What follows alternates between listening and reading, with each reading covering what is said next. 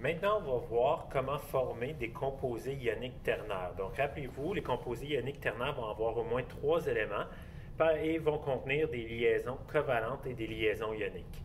Pour former ça, moi, je suggère ces 3 étapes suivantes. La première serait peut-être de voir entre quel et quel élément on a des liaisons ioniques et entre quels et quels éléments on a une liaison covalente.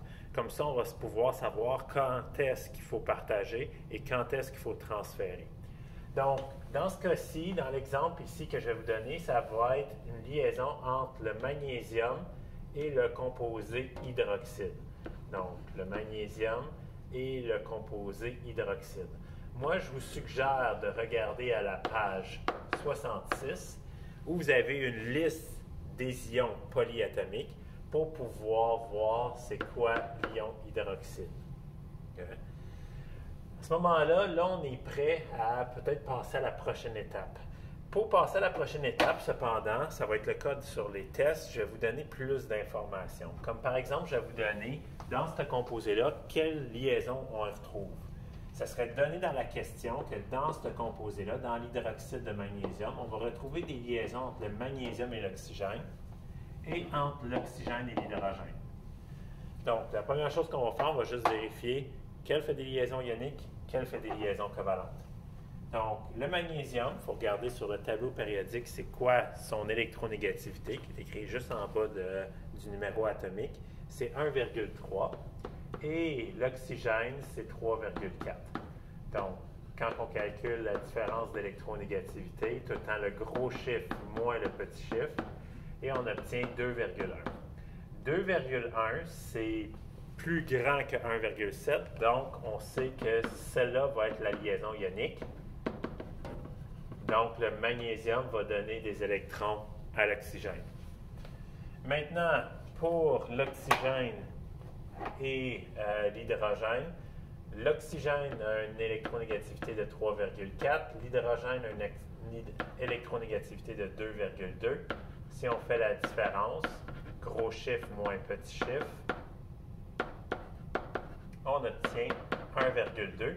1,2, c'est une liaison covalente polaire. Covalente veut dire un partage d'électrons. Donc, entre l'oxygène et l'hydrogène, il va falloir faire un cercle et partager des électrons. C'est justement ça, dans la deuxième étape, on va faire le partage d'électrons. Donc, on va laisser le magnésium, on va se concentrer sur l'oxygène et l'hydrogène. Et regardez, ici écrivez-vous une note pour le 2, il faut regarder c'est quoi l'ion polyatomique. Si mon ion polyatomique, dans ce cas-ci, est l'hydroxyde, OH, donc je vais mettre un oxygène et un hydrogène. Si mon ion polyatomique était, je ne sais pas moi, SO4, l'ion sulfate, bien à ce moment-là, dans mon problème, à l'étape numéro 2, il faudrait que je mette un soufre et 4 oxygènes. Donc, il faut que vous respectez la formule de l'ion polyatomique à cet endroit-là, ici, à l'étape numéro 2. Donc, prenez le temps de regarder à la page 66, c'est quoi la formule de l'ion polyatomique que vous essayez de construire. Moi, j'essaie de construire un ion hydroxyde. Donc, ce que je vais faire, je vais ajouter des électrons.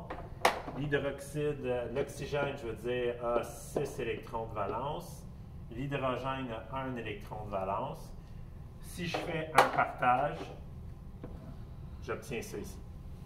Normalement, ce que j'aurais fait, j'aurais ajouté un autre hydrogène pour respecter la règle de l'octet. Mais ici, je n'ai pas le droit de faire ça.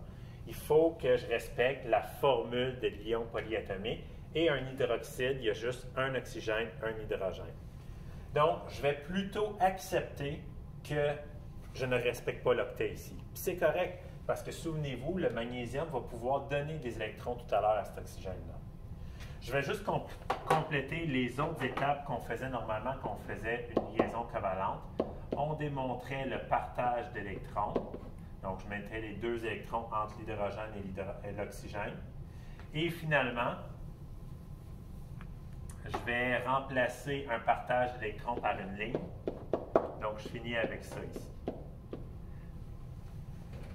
Là, je vais passer à ma prochaine étape. Dans ma prochaine étape, je dois former une liaison entre le magnésium et l'oxygène.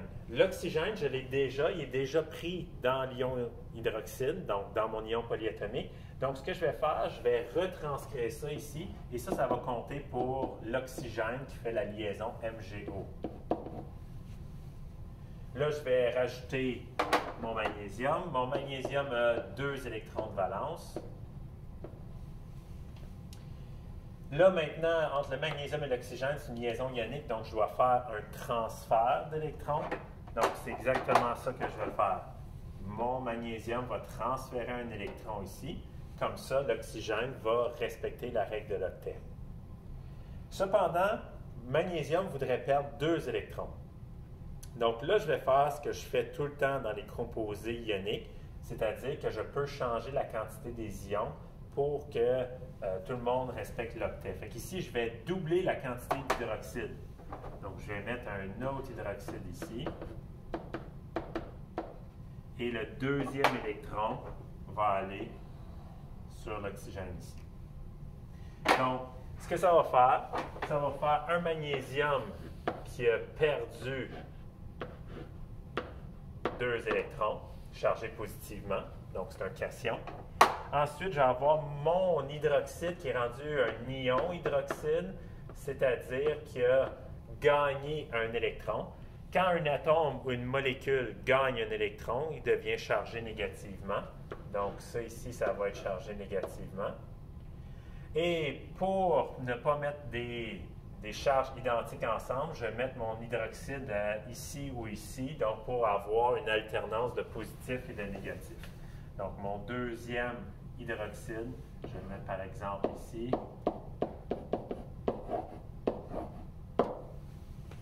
Et c'est un peu ça que ça aurait l'air, un ion polyatomique dans un composé ionique ternaire.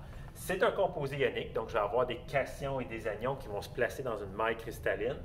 Mais au lieu que mes ions soient seulement des atomes, comme dans NaCl, bien là, ici, on a des anions qui sont des molécules. Donc, les ions polyatomiques, c'est des molécules chargées qui vont se placer dans une structure cristalline, dans une maille cristalline, donc un réseau cristallin, pour former des cristaux. Donc, en devoir, vous avez ces 3 exercices-là. Juste remarquez que ici, normalement, tu ferais la différence d'électronégativité, puis tu verrais qu'il est supposé avoir une liaison covalente entre le calcium et le carbone. Bien, faites une liaison ionique entre le carbone et le calcium pour que l'exercice puisse fonctionner. N'oubliez pas, à l'étape numéro 2, pour ici et ici, de prendre la formule de l'ion polyatomique.